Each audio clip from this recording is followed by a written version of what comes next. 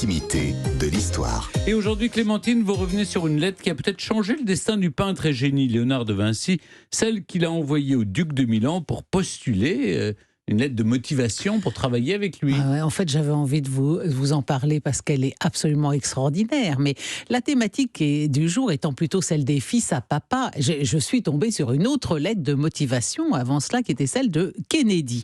Parce que le 23 avril 1935, dans le cadre du programme d'admission à l'université d'Harvard, eh bien, le jeune John Fitzgerald Kennedy doit faire un petit devoir sur table. Et là, un genre de petit essai de motivation avant l'entrée. Et la question, c'est pas compliqué. La question est, pourquoi souhaitez-vous venir à Harvard ? Réponse de Kennedy, qui a alors 17 ans. Et c'est d'ailleurs sa seule excuse. Je souhaite venir à Harvard pour plusieurs raisons. Je pense que Harvard peut me donner une meilleure formation et une meilleure éducation libérale que n'importe quelle autre université.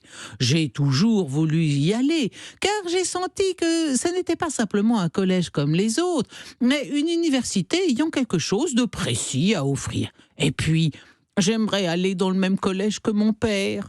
Être un homme de Harvard est une distinction enviable et j'espère sincèrement que je l'atteindrai. Non mais vous voyez, la lettre de motivation, il veut aller dans le même collège que son papa. Bah oui, c'est beau, ça c'est touchant. Bon alors... on a tous fait ce genre de lettre de motivation. À 17 ans, c'est un peu... franchement. Bon, c'est ce que je vous disais, c'est qu'il est jeune homme, mais enfin, quand même, je veux aller dans le même collège que mon papa. Écoutez, excusez-moi. Alors, d'ailleurs, entre parenthèses, c'est aussi son père qui va le pousser plus tard à faire de la politique. Il n'avait pas du tout envie, mais c'est parce qu'il a perdu son frère aîné. C'était sur le frère aîné qu'on capitalisait. Et le frère aîné est mort pendant la guerre, et donc ça y est, maintenant on dit c'est toi qui vas t'y coller. Bon, alors on retiendra donc pas ce devoir comme un modèle du genre, plutôt comme un modèle de la mauvaise lettre de motivation. Alors que Léonard de Vinci, c'est le bon modèle. Lui, il a 30 ans en 1482, il cherche un job d'ingénieur militaire auprès du duc du Milan, Ludovic Sforza, et donc lui fait une lettre de candidature spontanée.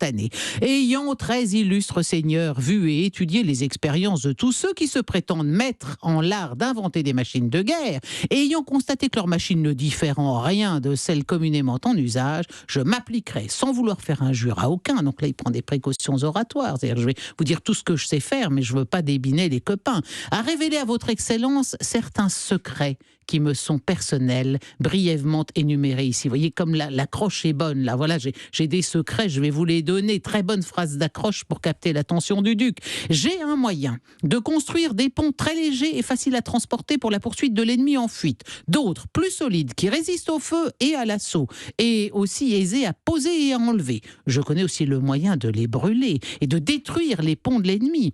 Dans le cas d'investissement d'une place, je sais comment chasser l'eau des fossés et faire des échelles d'escalade et autres instruments d'assaut. Si par sa hauteur et sa force la place ne peut être bombardée, j'ai un moyen de miner toute la forteresse dont les fondations ne sont pas en pierre. Je puis faire un canon facile à transporter qui lance des matières inflammables, causant ainsi grand dommage et aussi grande terreur par la fumée, au moyen de passages souterrains étroits et tortueux, creusés sans bruit. Je peux faire passer une route sous les fossés et sous un fleuve. Je puis construire des voitures couvertes et indestructibles portant de l'artillerie et qui, ouvrant les rangs de l'ennemi, briserait les troupes les plus solides. L'infanterie les suivrait sans difficulté.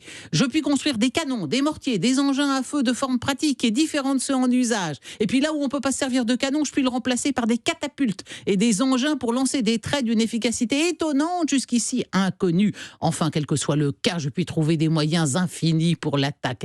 S'il s'agit d'un combat naval, non mais il est extraordinaire. J'ai de nombreuses machines de la plus grande puissance pour l'attaque comme pour la défense, vaisseaux qui résistent au feu le plus vif, poudres et vapeurs. Et alors, c'est un catalogue publicitaire. C'est extraordinaire. Et si vous n'avez pas besoin de moi pour la guerre, parce que vous n'êtes pas en guerre, en temps de paix, je puis égaler, je crois, n'importe qui dans l'architecture, construire des monuments privés et publics, et conduire l'eau d'un endroit à l'autre. Je puis exécuter de la sculpture en marbre, en bronze, en terre cuite, en peinture, je puis faire ce que ferait un autre, quel qu'il puisse être. Et en outre, je m'engagerai à exécuter le cheval de bronze à la mémoire éternelle de votre père et de la très illustre maison de Sforza. Et si quelqu'une des choses énumérées vous semblait impossible ou impraticable, je vous offre d'en faire l'essai dans votre parc ou en toute autre place qu'il plaira à votre excellence, à laquelle je me recommande en toute humilité.